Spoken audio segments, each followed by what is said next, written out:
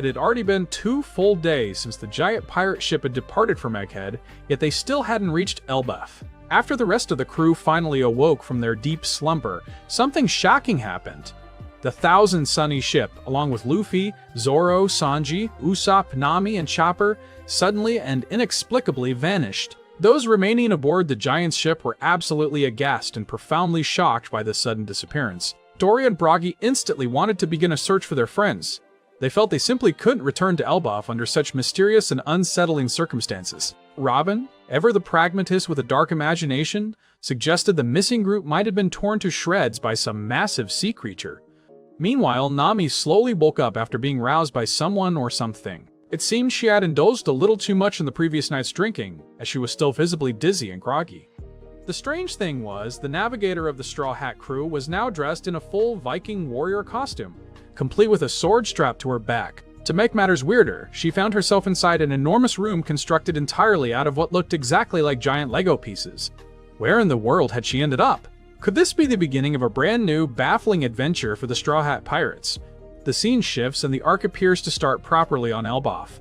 Inside a massive village composed of houses also built from these Lego-like blocks, the giants were deeply concerned. They were discussing a fire that had spontaneously erupted in the nearby forest. They urgently needed to use water to extinguish the flames immediately to prevent the fire from spreading and engulfing the gigantic Yggdrasil tree, which would spell doom for the entire kingdom. Simultaneously, the giants were also shocked because enormous bees were suddenly raining down from the sky, seemingly having been attacked by something or someone. Moreover, they received yet another disturbing report.